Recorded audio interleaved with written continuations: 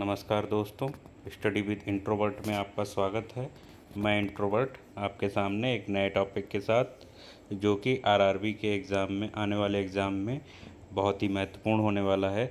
आप लोग को पता चल गया होगा कि आरआरबी के लेटेस्ट एग्ज़ाम्स की डेट शीट आ गई है, जो कि एएलपी की डेट है 25 नवंबर से 29 नवंबर के बीच में।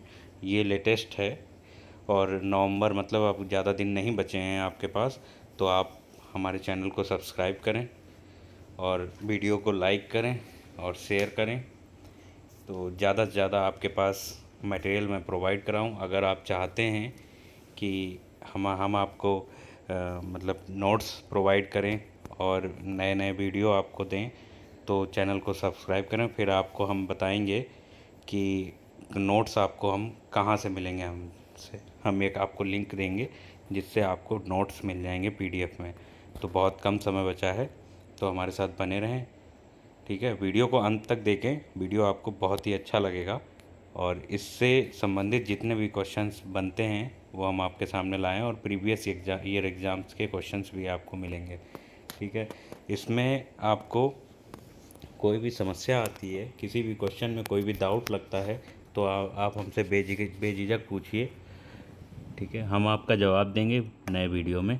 और इससे जो है आपके 1-2 नंबर रेलवे एग्ज़ाम में कंफर्म हो जाएंगे और पूरे टॉपिक को हम अच्छे से समझाएंगे, ठीक है। तो वीडियो में हमारे साथ बने रहें। टॉपिक का नाम है प्रॉपर्टीज़ ऑफ मैटर, मतलब पदार्थ के गुण। जो पदार्थ होते हैं, पदार्थ 3 प्रकार के होते हैं, सॉलिड, लिक्विड और गैस, मतलब ठोस, द्रव, गैस, ठीक है। तो सबके बारे में हम पढ़ेंगे। पहला इसमें एक वो पढ़ते हैं हम, टॉपिक है पदार्थ के अंदर, पदार्थ में पाया जाता है एक इलास्टिसिटी। इलास्टिसिटी क्या होता है कि जो कोई ठोस पदार्थ है, तो ठोस पदार्थ को जैसे हम खींचते हैं, जैसे कोई स्प्रिंग है ना, या रबड़ है, तो ये वैसे तो सॉलिड में आएंगे, लेकिन अगर हम इनको खींचेंगे और खींच के छोड़ देते हैं तो ये अपने ओरिजिनल शेप एंड साइज़ में आ जाते हैं। जैसे ही हम खींचते हैं और खींचने के बाद वहाँ तक खींचते हैं जहाँ तक ये टूटे ना। तो अगर हम इसको वहाँ से छोड़ेंगे, तो और छोड़ने के बाद जब इसको छोड़ेंगे तो ये अपनी ओरिजिनल शेप एंड साइज़ में आ जाता है, अपने आकार में आ जाता है, ठीक है। तो उसको कहते हैं इलास्टिसिटी, ठीक, या प्रत्यास्थता, ठीक है। ये बहुत ही इम्पोर्टेंट टॉपिक है जनरल साइंस के लिए, सामान्य विज्ञान के लिए, और जो इसमें हम प्रीवियस ईयर क्वेश्चन के माध्यम से हम आपको पूरा बताएंगे, ठीक है। तो क्वेश्चन समझते हैं कि आकार में बदलाव के कारण शरीर द्वारा प्राप्त ऊर्जा को क्या कहा जाता है। जैसे हम किसी भी रबड़ का या स्प्रिंग को अगर हम खींचते हैं तो उसके आकार में बदलाव आता है कैसा, कि वो लंबी हो जाती है, ठीक है। तो किस में बदलाव आता है, ठीक है, बदलाव आता है तो उसमें कौन सी ऊर्जा प्राप्त होती है, बॉडी को कौन सी ऊर्जा मिलती है, उसके बारे में हमें बताना है, ठीक है। ऑप्शन ए है गुरुत्वीय ऊर्जा, मतलब ग्रेविटेशनल एनर्जी। प्राप्त्यास्थ एनर्जी मतलब इलास्टिसिटी। स्थितिज ऊर्जा मतलब पोटेंशियल एनर्जी, ठीक है। और यांत्रिक ऊर्जा मतलब मैकेनिकल एनर्जी, और मांसपेशियों वाली मस्कुलर, ठीक है। तो इसमें प्राप्त होगी हमें प्रत्यास्थ ऊर्जा, स्थितिज ऊर्जा, ठीक है। प्रत्यास्थ स्थितिज ऊर्जा वह यांत्रिक ऊर्जा है जो उस पदार्थ के आयतन या आकार को विकृत करने के कारण उस पदार्थ के अंदर संग्रहित हो जाती है, ठीक है। इसे क्या है, निम्नलिखित फार्मूले से अभिव्यक्त किया जाता है। इसका फार्मूला होता है U=12 k delta x square. Delta x क्या है कि इसमें जो आकृति में चेंज हुआ है, जिससे हम खींचा उसको, उसकी आकार में चेंज होता है। जैसे हमने स्प्रिंग को खींचा तो वो लेंथ उसकी लंबी हो जाएगी, वो उसको कहते हैं आकृति में चेंज होगा। तो डेल्टा जो उसकी एक्स जो लंबाई है या चौड़ाई है, वो इंक्रीज़ हो रही है या चेंज हो रही है, उसको डेल्टा एक्स कहते हैं। और ये एनर्जी आपको पता होगा, काइनेटिक एनर्जी का फार्मूला होता है K=12 mv², ठीक है। तो 12 mv² अगर आपको काइनेटिक ऊर्जा पता है, मतलब गतिज ऊर्जा के बारे में पता है, तो इसका उसी से रिलेट करके हम लिखते हैं प्रत्यास्थ ऊर्जा। प्रत्यास्थ ऊर्जा को हम यू से डिनोट करते हैं, मतलब कैपिटल यू से, और हाफ के डेल्टा एक्स स्क्वायर। ठीक है, के क्या है? के पदार्थ का नियतांक है। जो पदार्थ का नियतांक वो दिया जाएगा क्वेश्चन में। अगर आपको निकालने के लिए कोई न्यूमेरिकल आता है तो उसमें आपको दिया गया, अगर मानते हैं कि प्रत्यास्थ स्थितिज ऊर्जा निकालनी है तो उसको हाफ के एक्स डेल्टा एक्स स्क्वायर से निकाल सकते हैं, और के की वैल्यू उसमें गिवन होगी। ठीक है, नेक्स्ट क्वेश्चन। जब आप एक कॉइल स्प्रिंग को कंप्रेस करते हैं तो उस पर काम करते हैं, ठीक है, प्रत्यास्थ स्थितिज ऊर्जा वहाँ पे क्या होगी? ठीक है, कि जब आप एक स्प्रिंग है, स्प्रिंग अपने ओरिजिनल शेप में है, अगर उसको हम दबा रहे हैं तो उसमें जो प्रत्यास्थ स्थितिज ऊर्जा है वो कैसी होगी? बढ़ेगी, ऑप्शन ए मतलब ऑप्शन ए है शून्य रहेगी, ऑप्शन बी अपरिवर्तित रहेगी, कोई चेंज नहीं होगा, ऑप्शन सी बढ़ेगी, ऑप्शन डी क्या होगा? घटेगी। ठीक है, इसके बारे में बताएंगे। ठीक है, कोई भी वस्तु जिसमें प्रत्यास्थ का गुण पाया जाता है, जैसे स्प्रिंग हो गया, रबड़ हो गई, ठीक है, उसमें एक प्रकार की स्थितिज ऊर्जा पाई जाती है। ठीक है, जाहिर सी बात हर ऑब्जेक्ट में पाई जाती है। ठीक है, जैसे रबर या स्प्रिंग, जब प्रत्यास्थ वस्तु स्प्रिंग को खींचा जाता है या दबाया जाता है तो इसमें स्थितिज ऊर्जा के रूप में ऊर्जा संचित हो जाती है। ठीक है, किसी प्रत्यास्थ वस्तु पर जितना अधिक बल लगाया जाता है उसमें संपीड़न उतना ही अधिक होता है, उत्पन्न होता है। जैसे जब भी प्रत्यास्थ फोर्स लगाया जाएगा, कोई भी फोर्स लगाया, एक्सटर्नल फोर्स लगाया जाएगा, तो उसमें संपीड़न अधिक उतना ही अधिक होगा। ठीक है, जितना फोर्स ज़्यादा लगाया जाएगा उतना ही संपीड़न होगा, मतलब कंप्रेसिबिलिटी उतनी ही ज़्यादा होगी। ठीक है, और कंप्रेसिबिलिटी जब ज़्यादा होगी तो उसमें जो ऊर्जा है, प्रत्यास्थ ऊर्जा है, वो बढ़ेगी। ठीक है, नेक्स्ट क्वेश्चन। सीजीएस प्रणाली। अब सीजीएस प्रणाली किसे कहते हैं? ठीक है, सीजीएस पहले तो हमें पढ़ना है कि सीजीएस प्रणाली में विकृति की इकाई क्या है, कि कोई सीजीएस प्रणाली है ना, तो सीजीएस प्रणाली को हमें समझना है। ठीक है, सीजीएस प्रणाली को हम समझते हैं कैसे, कि इसमें क्या होती है? लेंथ, वेट और टाइम। ठीक है, लेंथ क्या होती है? सेंटीमीटर में नापी जाती है, और मास जो होता है बॉडी का वो ग्राम में नापा जाता है, और सी फॉर सेंटीमीटर, जी फॉर ग्राम, और एस फॉर सेकेंड। टाइम होता है सेकेंड में नापा जाता है। ठीक है, अब इसमें क्या कहता है? विकृत की इकाई, प्रणाली में विकृत की इकाई है, तो इसमें विकृति है, विकृति की इकाई का ऑप्शन पूछा गया है। ठीक है, ऑप्शन क्या है? कि option A centimetre kilogram, option B metre kilogram, option C कोई इकाई नहीं, ऑप्शन डी इनमें से कोई नहीं। ठीक है, तो इसमें ऑप्शन आएगा सी, कि कोई इकाई नहीं। कि विकृति क्या होती है? विकृति मतलब स्ट्रेन, विमाओं में परिवर्तन तथा प्रारंभिक विमा के अनुपात को विकृति कहते हैं। ठीक है, विकृति मतलब चेंजमेंट समझिए आप। अनुदैर्ध्य विकृति और आयतनिक, तो लेंथ वाली विकृति होती है, लंबाई में विकृति या कमी, और प्रारंभिक लंबाई जो इनिशियल लेंथ होती है जैसे बॉडी की, और उसमें चेंजमेंट होना चाहिए, उसके रेशियो में होती है अनुदैर्ध्य, मतलब change in length, change in strain. ठीक है, और क्या आयतनिक मतलब वॉल्यूम वाला, कि आयतन में परिवर्तन और प्रारंभिक आयतन। पार्श्व विकृति मतलब हल्की सी जो विकृति होती है उसमें उसे निकालते हैं कैसे? -1/m इक्वल टू इंटू अनुदैर्ध्य विकृति, मतलब लेंथ में चेंजमेंट। विकृति परिवर्तन लंबाई से या परिवर्तित आयतन का आयतन से, या परिवर्तित क्षेत्रफल का क्षेत्रफल से अनुपात होती है। ठीक है, समझ गए? सीजीएस अगर आपने समझ लिया तो सीजीएस का मतलब होता है सेंटीमीटर, ग्राम और सेकेंड। ठीक है, ये विकृति की इकाई होती हैं, विकृति की इकाई होती हैं। देखो, या तो लेंथ में चेंज होगा, ठीक है, लेंथ में चेंज होगा तो सेंटीमीटर में चेंज होगा, मास में चेंजमेंट होगा तो मास में चेंजमेंट नहीं होता है। ठीक है, मास सेम रहता है, और टाइम सेम ही रहता, टाइम तो चेंजमेंट होता नहीं, टाइम चेंज सेम सेम रहता है। और इन तीनों को मिलाने के बाद में होता क्या है कि या तो वॉल्यूम में कन्वर्ट होगा, वॉल्यूम में चेंजमेंट होगा, या लेंथ में चेंजमेंट होगा। ठीक है, उसी से हमें इसमें पूछा है विकृति की इकाई पूछ रहा है, तो इनमें से कोई इकाई नहीं है। क्यों? क्योंकि यहाँ सेंटीमीटर, ग्राम और उसमें है ही नहीं। इसमें ऑप्शन ए में सेंटीमीटर किलोग्राम दिया गया, अगर यहाँ पे ग्राम होता तो इकाई होती। ठीक है, मीटर किलोग्राम में दिया गया, ये भी नहीं, और कोई इकाई नहीं, इनमें से कोई नहीं। ठीक है, तो कोई इकाई नहीं है इसमें। ठीक है, नेक्स्ट क्वेश्चन। बिना भंजन, मतलब भंजन मतलब होता है ब्रेकिंग। ठीक है, कि किसी ऑब्जेक्ट को अगर हम खींच रहे हैं और वो टूट जा रही है तो उसको कहेंगे कि भंजन। ठीक है, तो बिना भंजन के पदार्थ की विकृत होने की योग्यता को क्या कहलाते हैं, क्या कहते हैं? अगर हम किसी स्प्रिंग को खींच रहे हैं, ठीक है, और खींचने पे वो टूट जाती है, इतना हद तक खींचा कि वो टूट गई, ठीक है, तो वो क्या कहलाएगा?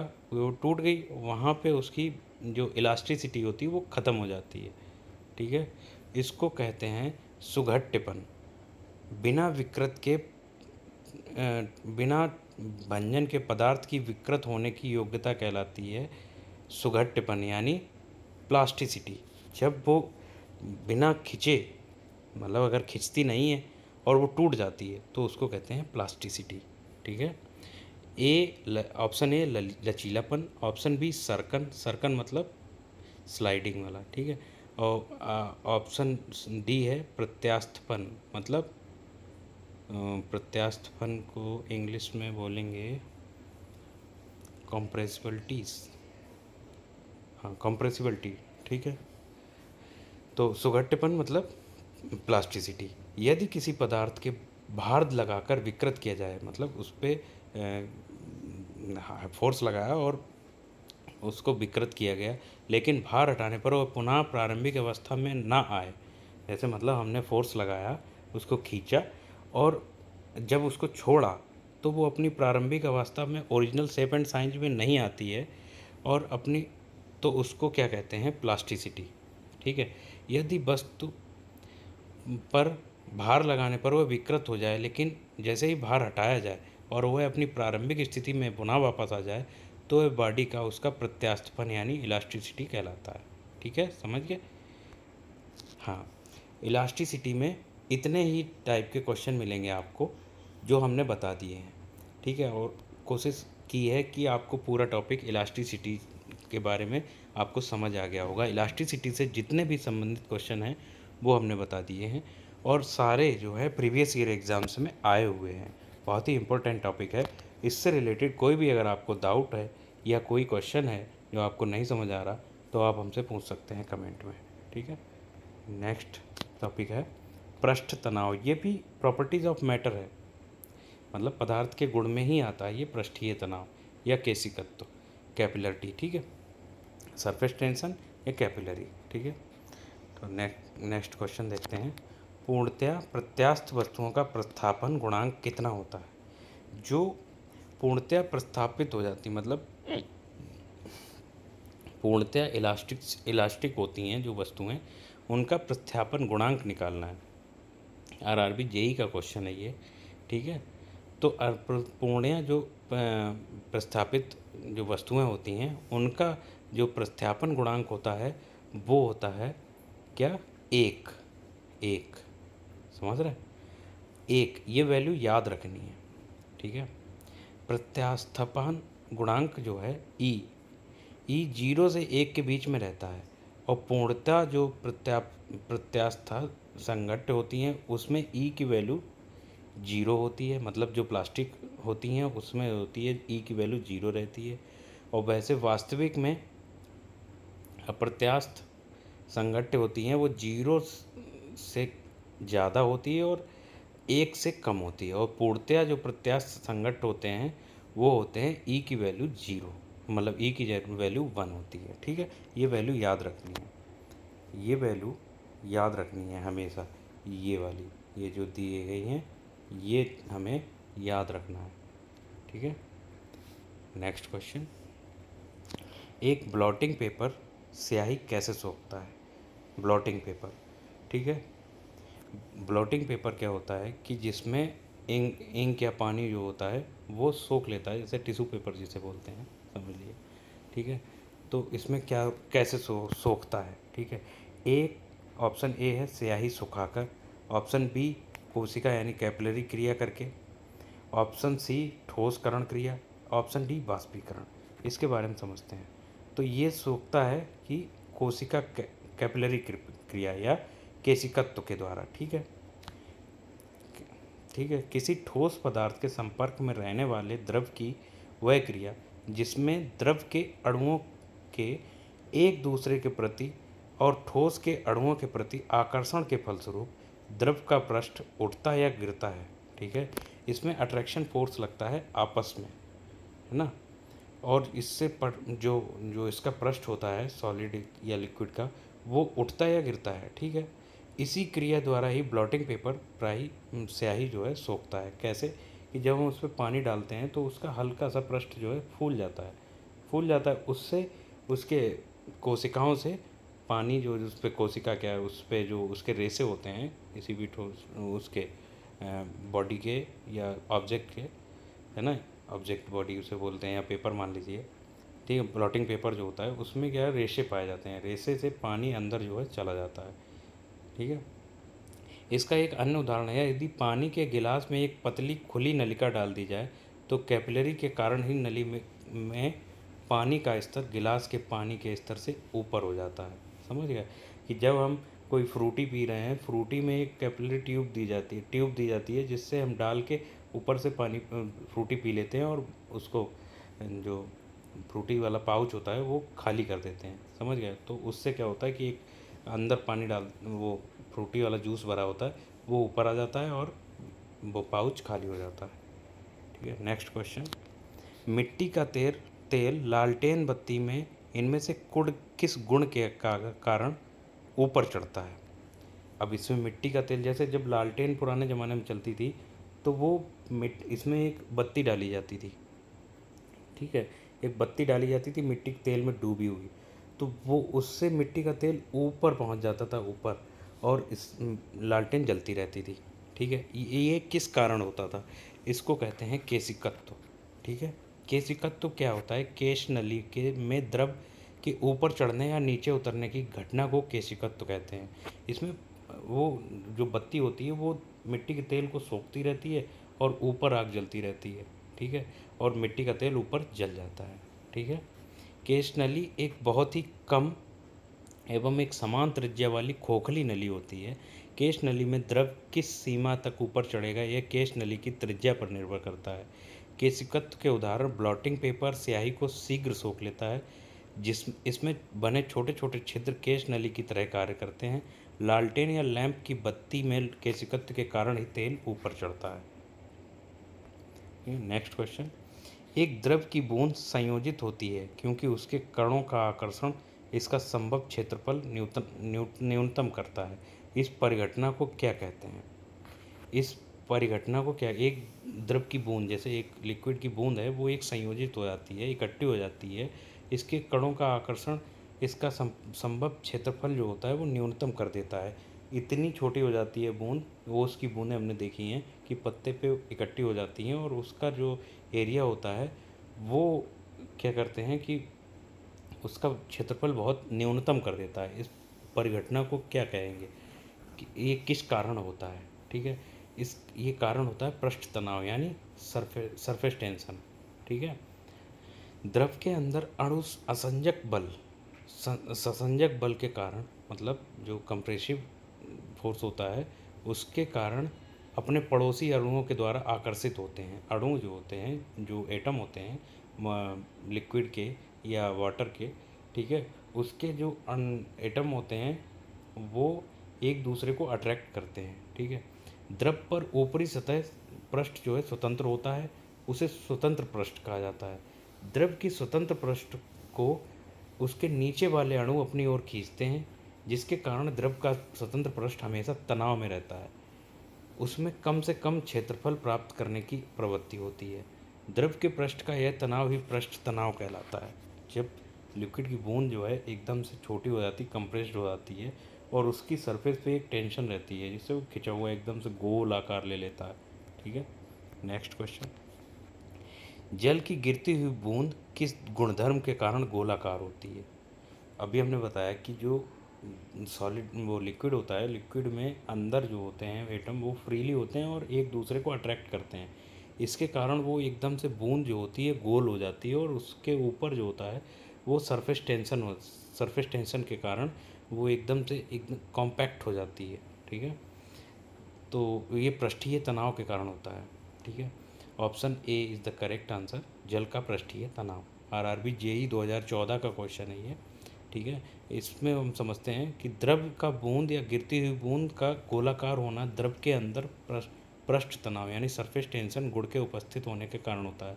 और सरफेस टेंशन निकालते हैं कैसे कि टेंशन इक्वल टू फार्मूला होता है फोर्स पर यूनिट लेंथ। यदि द्रव के तल पर एक आभासी रेखा बहुत छोटी रेखा खींचे तो उस रेखा पर लंबवत तनाव बल लगता है, उसके परपेंडिकुलर एक सरफेस टेंशन लगता है, यह बल ही सतह का तनाव बल कहलाता है। ठीक है, सरफेस टेंशन इसमें जो प्रीवियस टॉपिक था उसमें इतने ही क्वेश्चन बन रहे थे और ये बहुत ही ज़्यादा मतलब अच्छे क्वेश्चन हम ढूंढ के लाए हैं जो प्रीवियस ईयर में भी पूछे गए हैं। और इससे रिलेटिव अगर कोई डाउट रहता है तो आप हमसे पूछ सकते हैं। अब हम देखते हैं, बढ़ते हैं नए टॉपिक पे, द्रव्यों का प्रवाह यानी फ्लो ऑफ लिक्विड्स। ठीक है, इससे रिलेटेड जितने भी फ्लो ऑफ लिक्विड मतलब द्रव्य जो बहते हैं ना, उससे रिलेटेड जितने भी क्वेश्चन होंगे वो हम आपको बताएंगे। ठीक है, क्वेश्चन समझते हैं कि एक टैंक को एक समान क्षैतिज त्वरण के माध्यम से एक द्रव आंशिक रूप से भरा हुआ है। ठीक है, एक टैंक को भरा गया है। ठीक है, निम्नलिखित में से कौन सा में से एक टैंक में द्रव की सतह के लिए कौन सा कथन सत्य है? टैंक में एक द्रव भरा हुआ है, ठीक है, लिक्विड भरा हुआ है, इसमें कौन सा उस भरे हुए द्रव के लिए कौन सा कथन सही है? ठीक है, उसको हम ऑप्शन ए पढ़ते हैं। ऑप्शन ए, द्रव की सतह गति की दिशा में गिरता है और टैंक के पीछे की ओर उठता है। मतलब क्या कह रहा है कि टैंक को भरा जा रहा है एक क्षैतिज त्वरण के माध्यम से, मतलब कुछ बॉडी में मतलब जो लिक्विड है बह रहा है, वो कुछ स्पीड भी है उसकी। ठीक है, अब द्रव का सतह केवल टैंक के केंद्र पर गिरता है, ऐसा नहीं है। द्रव की सतह क्षैतिज पर नियत है, ठीक है, ऐसा भी नहीं है। और द्रव की सतह गति की दिशा में उठती है और टैंक के पीछे की ओर गिरता है, दिशा उठती है। ठीक है, ऐसा जब हम लोग ऊपर से लिक्विड गिरा रहे हैं तो वो क्या होगा कि टैंक में नीचे की ओर गिरेगा। ठीक है, कि तो इसमें ऑप्शन ए है करेक्ट आंसर, क्या कि द्रव की सतह गति की दिशा में गिरता है और टैंक के पीछे की ओर उठता है। देखिए जैसा ये टैंक में दिखाया गया है कि उधर से गिरेगा, पीछे की जिधर से निकल रहा होगा ना, जिस तरफ से बह रहा होगा उधर ऊपर नहीं उठेगा, पीछे की साइड से ऊपर उठेगा और जिधर गिरेगा वहाँ पे मतलब द्रव की सतह के अपोजिट डायरेक्शन में वो गिरेगा। ठीक है, अतः द्रव की सतह की गति गति की दिशा में गिरती हुई है और टैंक के पीछे की दिशा की ओर से उठती है। ऐसा द्रव में कार्यरत छदम बल मतलब स्यूडो फोर्स के कारण होता है, इसमें स्यूडो फोर्स लगता है। ठीक है, नेक्स्ट क्वेश्चन, यदि एक बांध में जल की गहराई h है तथा a जल का अनुप्रस्थ क्षेत्रफल है तथा t बांध की मोटाई है, तब बांध की दीवार पर लगने वाला दाब किस प्रकार निर्भर होगा?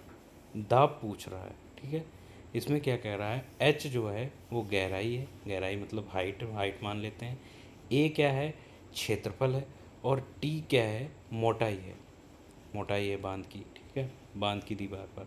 अब कह रहा है बांध की दीवार पर प्रेशर पूछ रहा है कैसे लगेगा, तो प्रेशर जो होता है ए एच तथा टी, ए एंड एच है ना, एच एवं टी इनमें से कोई नहीं, तो प्रेशर का फार्मूला होता है W(h²/2)। ठीक है, W मतलब वर्क वाला तो छोड़ ही दो, वर्क कांस्टेंट रहेगा, और P is directly proportional to H square. ठीक है, तो इसमें H पर निर्भर करेगा प्रेशर।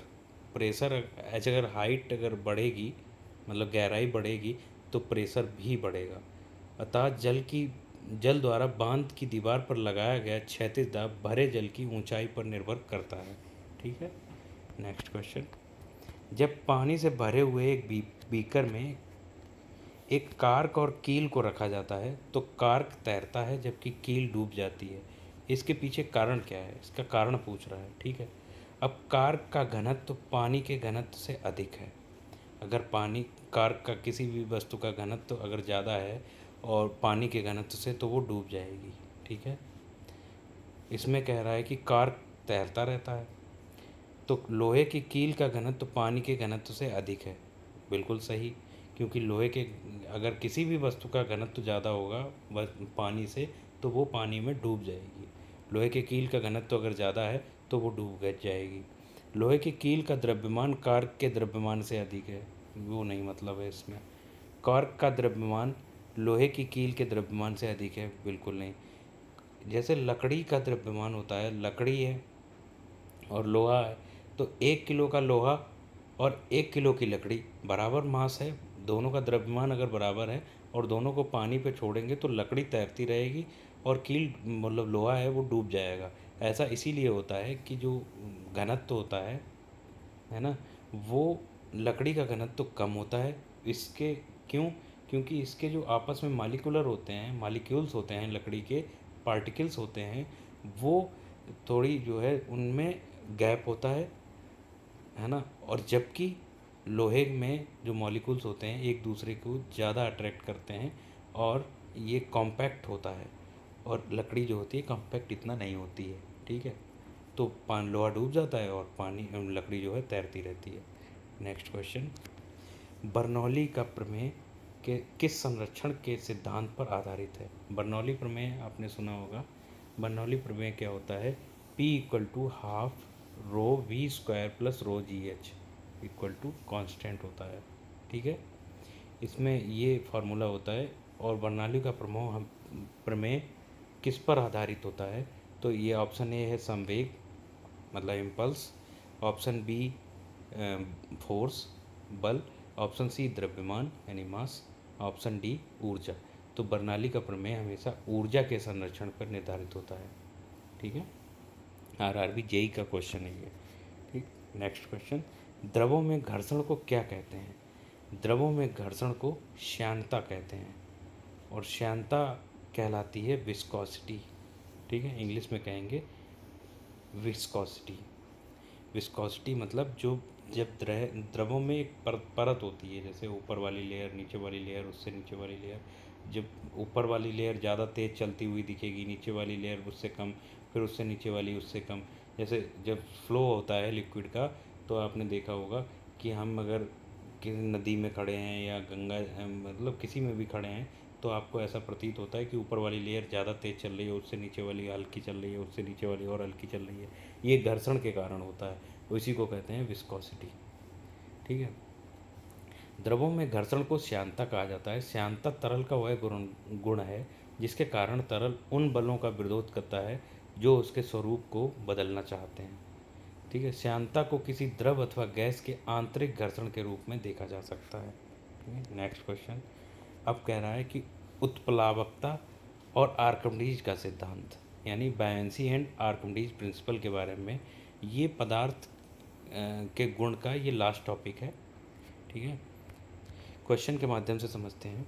ठीक है, क्वेश्चन देखिए कि द्रव में पूर्णतः आंशिक रूप से डूबे हुए किसी पिंड का ऊपर की ओर लगने वाला उत्प्लावन बल पिंड द्वारा विस्थापित द्रव के भार के बराबर होता है। कह रहा है कि कोई ऑब्जेक्ट है, ये बॉडी है जो कभी आंशिक रूप से डूबा हुआ, मतलब कुछ पार्ट उसका डूबा हुआ है, तथा उस पर जो है लगने वाले उत्प्लावन बल मतलब बायनेंसी फोर्स को पिंड द्वारा विस्थापित द्रव के भार के बराबर होता है। ठीक है, ये कथन किससे संबंधित है?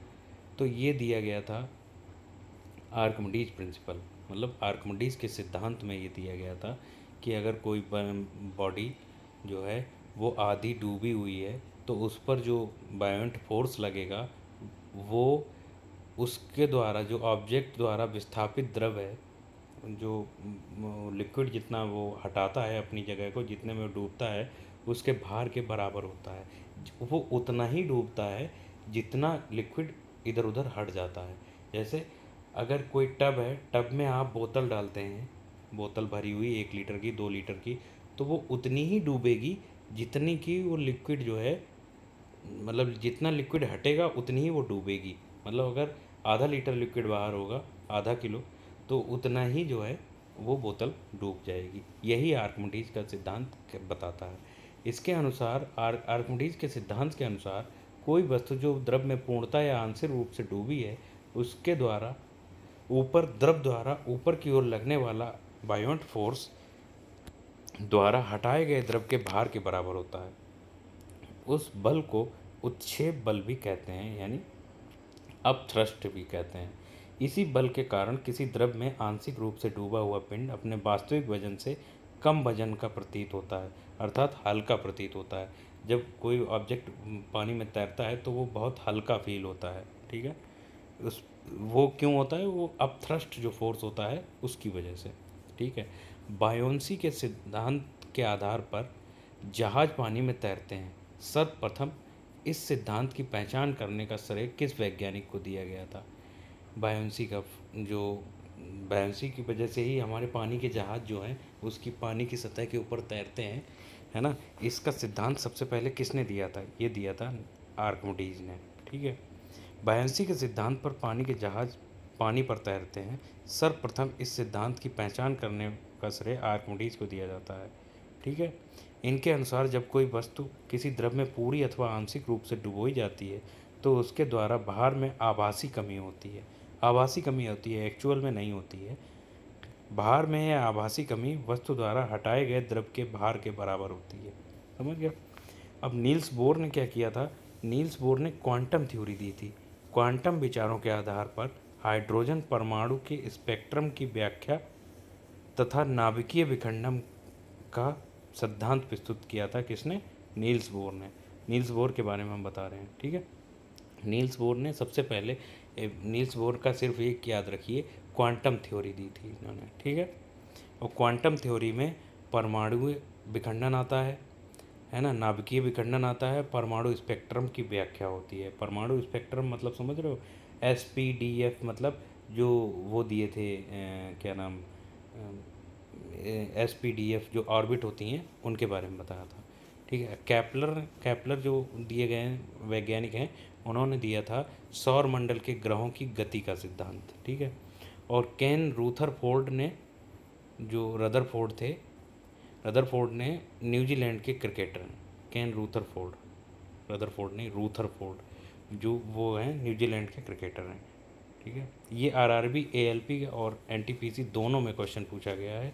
ये ALP में पूछा गया है 2018 में, और NTPC में पूछा गया 2016 में, ठीक है। ऐसे क्वेश्चन रिपीट होते हैं, बहुत अच्छे क्वेश्चन है ये, तो इन पर ध्यान दीजिएगा, ठीक है। नेक्स्ट क्वेश्चन, निम्न में से कौन सा कथन गलत है? अब कथन देखिए, यदि उत्प्लावक बल वस्तु के भार से कम हो तो वस्तु डूब जाती है। बिल्कुल नहीं, ठीक है। बस उत्प्लावक बल मतलब बायोंट फोर्स अगर वस्तु के भार से कम होगा तो जाहिर सी बात है वस्तु तैरती रहेगी। यदि उत्प्लावक बल वस्तु के भार से अधिक हो तो वस्तु डूब जाएगी। लेकिन इसमें कह रहा है यदि उत्प्लावक, मतलब कौन सा कथन गलत है? उत्प्लावक बल वस्तु के भार से कम होगा तो वस्तु डूब जाती है, नहीं, वस्तु डूब जाती है, बिल्कुल, है ना। यदि उत्प्लावक बल, हम उल्टा बोल रहे हैं, यदि उत्प्लावक बल वस्तु के भार से अधिक हो तो वस्तु तैरती रहती, बिल्कुल तैरती रहेगी, है ना। यदि उत्प्लावक बल बायोंट फोर्स के बारे में ही बात हो रही है, वस्तु के भार से कम हो तो वस्तु तैरती रहती है, नहीं तैरेगी, वो डूब जाएगी। यदि उत्प्लावक बल वस्तु के भार के बराबर हो तो वस्तु तरल के अंदर तैरती है, बिल्कुल वस्तु के अंदर तैरती है। तो इसमें एक ऑप्शन गलत है, ऑप्शन सी। यदि उत्प्लावक बल जो बायोंट फोर्स है वस्तु के भार से कम हो तो वस्तु तैरती है, ये कथन गलत है। किसी तरल या गैस में आंशिक या पूर्ण रूप से डूबी हुई किसी वस्तु का ऊपर की ओर लगने वाला बल उत्प्लावन बल कहलाता है। उत्प्लावन बल नावों, जलयानों आदि के लिए कार्य में जिम्मेदार है। ठीक है। नेक्स्ट क्वेश्चन, उत्प्लावन बल का केंद्र हमेशा कहाँ पे होता है? केंद्र केंद्र पूछ रहे हैं, बायोंट फोर्स का केंद्र कहाँ पे होता है? ठीक है, तो गुरुत्व केंद्र के संपाती होता है। नहीं, विस्थापन द्रव के आयतन के केंद्रक के संपाती होता है। जो द्रव जो होता है, जितना द्रव विस्थापित होता है यानी डिस्प्लेस्ड होता है, जब कोई ऑब्जेक्ट हम पानी में गिराते हैं तो कुछ लिक्विड जो होता है फैल जाता है। जैसे पानी से भरा हुआ टब है और उसमें हमने बोतल डाली है या कोई ऑब्जेक्ट गिराया है, बॉल डाली है, तो उतना ही पानी बाहर जाएगा जितनी ही उस बॉल का वजन है।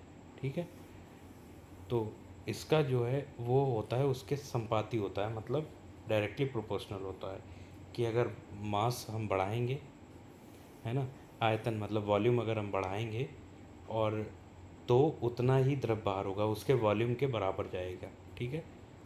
नेक्स्ट क्वेश्चन, जब किसी पिंड को किसी द्रव में पूर्ण या आंशिक रूप से डुबाया जाता है तब यह पिंड विस्थापित द्रव के भार के बराबर उत्क्षेप बल यानी वो कौन सा बल था?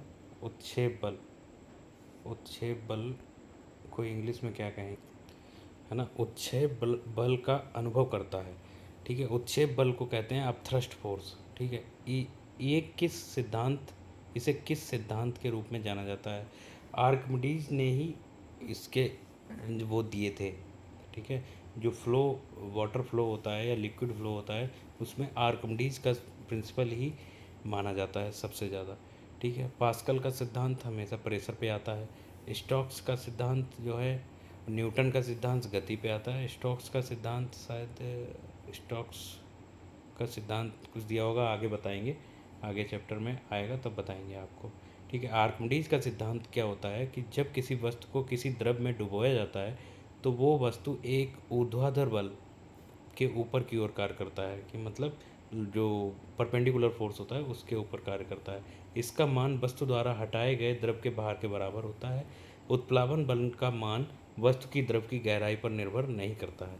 यह द्रव के घनत्व तथा वस्तु के आयतन के सीधे समानुपाती होता है। ठीक है, जितना ही वस्तु का वॉल्यूम होगा उतना ही लिक्विड बाहर जाएगा, उतना ही फोर्स लगेगा। ठीक है। नेक्स्ट क्वेश्चन, पानी के द्वारा ऊपर की तरफ लगाया गया फोर्स क्या कहलाता है? ऊपर की ओर फोर्स लगाता है। जब कोई ऑब्जेक्ट हम डालते हैं तो वो ऑब्जेक्ट के ऊपर पानी जो है उसके ऊपर की तरफ मतलब परपेंडिकुलर डायरेक्शन में फोर्स लगाता है, उस फोर्स को क्या कहते हैं?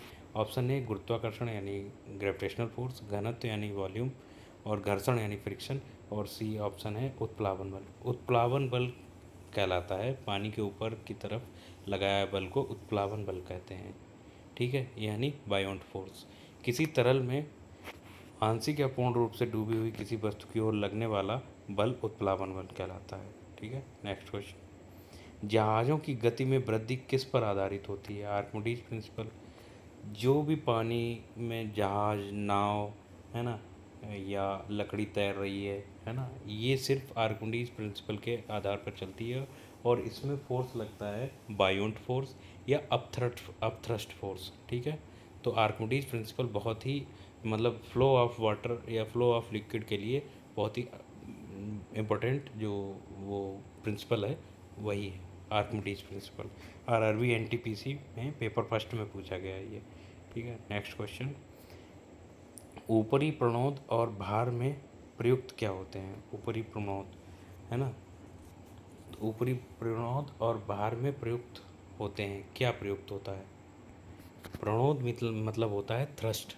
ठीक है, तो प्रस्ट मतलब वो प्रणोद मीन्स इंग्लिश में कहेंगे थ्रस्ट, और भार मतलब मास, वो वेट। ठीक है, भार क्या होता है? मास इनटू ग्रेविटी, याद रखिएगा, वेट को कहेंगे मास इनटू ग्रेविटी, W=m/g। ठीक है, और प्रणोद मतलब थ्रस्ट में क्या प्रयुक्त होता है? तो भार में प्रयुक्त होते हैं, भार जो हैं किस डायरेक्शन में प्रयुक्त होते हैं? तो नीचे की दिशा में, विपरीत दिशा में, और समान दिशा में, ऊपर की दिशा में। देखो, जब भी वस्तु किसी वस्तु की लंबवत पर लगने वाले बल को प्रणोद कहते हैं। प्रणोद क्या होता है? थ्रस्ट क्या कहते हैं? किसी वस्तु की सतह पर परपेंडिकुलर लगने वाले फोर्स को थ्रस्ट कहते हैं। किसी वस्तु पर लगने वाला थ्रस्ट का परिमाण यानी मैग्नीट्यूड उस सतह के क्षेत्रफल पर निर्भर करता है जिस सतह से संपर्क वस्तु में रहती है। प्रणोद का एसआई मात्रक क्या कहते हैं? केजी मीटर पर सेकंड स्क्वायर या न्यूटन होता है। ऊपरी प्रणोद यानी अपथ्रस्ट ऊपर की दिशा में और भार नीचे की दिशा में प्रयुक्त होते हैं, जैसे रॉकेट की आगे की ओर बढ़ना। तो ऊपरी प्रणोद और भार जो है विपरीत दिशा में लगते हैं, चाहे वो किसी डायरेक्शन में हो। ठीक है। अगर वो लंबवत डालेंगे तो लंबवत लगेगा और वो हॉरिजॉन्टल डालेंगे तो हॉरिजॉन्टल के विपरीत दिशा में ये लोग मतलब ये दोनों कार्य करते हैं। ठीक है। नेक्स्ट क्वेश्चन, किसी वस्तु को की तरल पदार्थ में रखे जाने में उत्पन्न ऊर्ध्वगामी दबाव को क्या कहते हैं? ठीक है। ऊर्ध्वगामी दबाव को क्या कहेंगे? तो उसमें कहेंगे बायोंट फोर्स। ठीक है, या उत्प्लावक बल। ठीक है। और बायोंट फोर्स को ही उत्क्षेप बल यानी अपथ्रस्ट फोर्स कहते हैं। ठीक है। नेक्स्ट क्वेश्चन, एक डूबे हुए पिंड पर पानी द्वारा लगाए जाने वाले उत्प्लावन बल का दूसरा नाम क्या है? उत्क्षेप, है ना। डूबे हुए ऑब्जेक्ट को पानी जब कोई ऑब्जेक्ट पानी में डूबता है तो उस पर एक फोर्स लगता है, पानी द्वारा लगाया जाता है, वो उसको कहते हैं थ्रस्ट। ठीक है, या अपथ्रस्ट। ठीक है। आरआरबी जेई का क्वेश्चन है ये। नेक्स्ट क्वेश्चन, यदि आप एक गिलास को पानी और बर्फ़ से पूरी तरह भरते हैं, ठीक है, और बर्फ़ पूरी तरह गल जाती है तो क्या होगा? जैसे एक गिलास में पानी और बर्फ़ से भरते हैं, ठीक है, और जब पूरी तरह भर दिया गिलास, जब उसमें बर्फ़ गल जाएगी तो क्या होगा? ठीक है, तो उसमें ऑप्शन क्या कह रहा है? जल बाहर बहने लगेगा, सारी बर्फ़ तली में बैठ जाएगी, जल स्तर पूर्ववत रहेगा और बर्फ़ गलने के साथ साथ जल स्तर कम होता जाएगा। तो जब भी बर्फ़ जलेगी, देखो कोई भी ऑब्जेक्ट जो होता है सॉलिड या मतलब लिक्विड, ये लिक्विड जब भी पानी में डालते हैं, सॉलिड जो बर्फ़ होती है वो सॉलिड का रूप होती है, उसे हम पानी में डालेंगे तो वो अपने आयतन के बराबर ही जगह लेगी। ठीक है, पानी में तो एक गिलास में पानी और बर्फ़ दोनों भरे हुए हैं, तो गिलास पूरी तरीके से भर गया है, तो बर्फ़ ने उतनी ही जगह कवर करी है जितना कि उसमें पानी आ सकता है, तो उसका जल स्तर जो है वो पूर्ववत ही रहेगा, जितना पहले था उतना ही रहेगा, ना घटेगा ना बढ़ेगा। ठीक है। नेक्स्ट क्वेश्चन, यदि कोई वस्तु डूबती है तो वस्तु पर तरल द्वारा प्रयुक्त उत्क्षेप क्या होगा? ठीक है, मतलब तरल द्वारा, लिक्विड द्वारा जो थ्रस्ट लगाया जाएगा वो क्या होगा अगर वस्तु डूबती है तो ऑप्शन ए है वस्तु के भार से अधिक होगा, ऑप्शन बी वस्तु के भार के बराबर होगा, ऑप्शन सी वस्तु के भार से कम होगा, ऑप्शन डी क्या होगा? शून्य होगा। तो ऑप्शन सी है राइट आंसर। उसमें क्या होगा कि वस्तु के भार से कम थ्रस्ट लगेगा तभी तो वो डूबेगी। अगर वस्तु के भार के बराबर लगेगा तो वो डूबेगी नहीं, और वस्तु के भार से ज़्यादा लगेगा तब भी वो ऊपर ही रहेगी, मतलब सतह पर ही रहेगी। ठीक है, और शून्य लगेगा तब भी कोई फ़र्क नहीं पड़ेगा। तो अगर वो डूबी है तो वस्तु के भार से कम ही लगा है। ठीक है। स्थिति वन क्या है? यदि वस्तु का भार उत्प्लावन बल से अधिक है तो वस्तु द्रव में डूब जाएगी। ऐसा तब होता है जब वस्तु के पदार्थ का घनत्व द्रव के घनत्व से अधिक होता है। स्थिति दो क्या होती है कि यदि वस्तु का भार W हटाए गए द्रव के भार के बराबर हो तो द्रव वस्तु जो है द्रव में पूरी तरह डूबी हुई तैरती रहेगी, पूरी तरह डूब जाएगी लेकिन तैरती रहेगी, क्योंकि परिणामी बल शून्य होगा। और स्थिति थ्री में क्या होगा कि यदि महत्तम जो मैक्सिमम बायोंट फोर्स होगा वो वस्तु के भार से अधिक है तो वस्तु द्रव में तैरती रहेगी। यही हम बता रहे थे आपको। ठीक है। नेक्स्ट क्वेश्चन, किसी द्रव तल के लंबवत कार्य करने वाला बल क्या कहलाता है? कि जब कोई जो लिक्विड है उसके तल के लंबवत परपेंडिकुलर जो फोर्स होता है वो क्या कहलाता है? उसको कहते हैं उत्क्षेप। अभी हमने बताया था आपको पहले क्वेश्चन में कि जो जो बल होता है, जो थ्रस्ट होता है वो द्रव की सतह के परपेंडिकुलर लगता है ना। परपेंडिकुलर जो फोर्स, द्रव की सतह के परपेंडिकुलर जो फोर्स लगता है उसको थ्रस्ट कहते हैं या अपथ्रस्ट कहते हैं। ठीक है, नेक्स्ट क्वेश्चन। निम्नलिखित में से कौन सा आर्किमिडीज के सिद्धांत पर आधारित नहीं है? आर्किमिडीज प्रिंसिपल पर कौन सा जो है अब जो एग्जांपल है वो कार्य नहीं कर रहा है? लैक्टोमीटर ऑप्शन है, ऑप्शन बी है हवाई जहाज़ के पंखों की डिज़ाइनिंग, ऑप्शन सी जहाज़ों और पनडुब्बियों की डिज़ाइन, ऑप्शन डी हाइड्रोमीटर। देखो, जितने भी लिक्विड वाले जो द्रव वाले जो मतलब अप्लायंसेस हैं वो सारे जो है आर्किमिडीज के प्रिंसिपल पे वर्क करते हैं।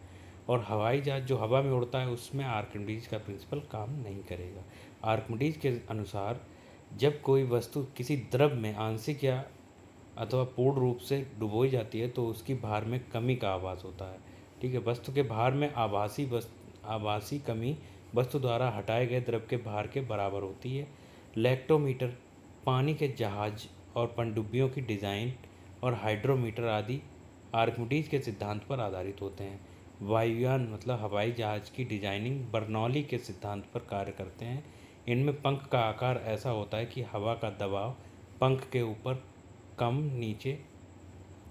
कम और नीचे ज़्यादा बनता है। ठीक है, हवा का दबाव। ठीक है, नेक्स्ट क्वेश्चन।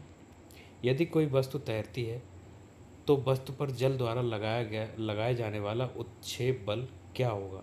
ठीक है, कितना होगा? तो ऑप्शन ए वस्तु के भार से कम होगा, नहीं। शून्य होगा, नहीं। वस्तु के भार के बराबर होगा, जी बिल्कुल। और वस्तु के भार से अधिक होगा, नहीं। अगर वो तैरती है तो जो अपथ्रस्ट फोर्स होगा वो वस्तु के भार के बराबर लगेगा। ठीक है, नेक्स्ट क्वेश्चन। जब एक ऑब्जेक्ट को किसी तरल में पूरी तरह या आंशिक रूप से डुबाया जाता है तब उस पर ऊर्ध्व दिशा में प्रयुक्त एक बल होता है जो उस पिंड द्वारा विस्थापित किए गए तरल के भार के बराबर होता है। ऊर्ध्व मतलब परपेंडिकुलर दिशा में एक बल प्रयुक्त होता है जो उस पिंड द्वारा, ऑब्जेक्ट द्वारा विस्थापित किए गए तरल के भार के बराबर होता है। यह किस नियम पर द्वारा स्पष्ट होता है? आर्किमिडीज का सिद्धांत हमेशा याद रखिएगा। जहाँ पे थ्रस्ट अप थ्रस्ट फोर्स आ गए वो वहाँ पे आर्किमिडीज प्रिंसिपल आ गया। ठीक है, नेक्स्ट क्वेश्चन। उत्प्लावन बल का परिमाण तरल के किस पर निर्भर करता है? ठीक है, तो उत्प्लावन बल मतलब बायोंट फोर्स का परिमाण, बायोंट फोर्स जो होता है वो किस पर निर्भर करता है? वस्तु के द्रव्यमान पर निर्भर करता है, वस्तु के घनत्व पर निर्भर करता है, वस्तु के तापमान पर निर्भर करता है या वस्तु के आयतन पर निर्भर करता है? तो उत्प्लावन बल का परिमाण तरल के मतलब लिक्विड के जो होता है घनत्व पर निर्भर करता है। किसी वस्तु को किसी द्रव में डुबोया जाता है तो द्रव द्वारा वस्तु पर ऊपर की दिशा में एक बल लगाया जाता है, उसे थ्रस्ट या उत्प्लावन या बायोंट फोर्स कहते हैं। उत्प्लावन बल तरल के घनत्व के समानुपाती होता है। अगर तरल लिक्विड का जो घनत्व है वो बढ़ेगा तो उत्प्लावन बल मतलब बायोंट फोर्स भी बढ़ेगा। ठीक है, अब वीडियो में आज के लिए बस इतना ही। वीडियो को अंत तक देखने के लिए धन्यवाद। तो आशा करता हूँ आज का टॉपिक आपको बहुत अच्छा लगा होगा और आपकी समझ में भी आया होगा। और जहाँ पे आपको कोई डाउट लगता है या नहीं समझ में आता है तो आप हमसे पूछ सकते हैं। कमेंट में आप अपनी राय ज़रूर दें। ठीक है, तो चैनल को लाइक करें, शेयर करें और अपने सब्सक्राइब करें। तो स्टडी विद इंट्रोवर्ट चैनल को आप देखें और आरआरबी का एग्ज़ाम बहुत ही निकट आ गया है तो इसमें हमारे साथ बने रहें। ठीक है, आज के लिए बस इतना ही। Bye bye, thank you.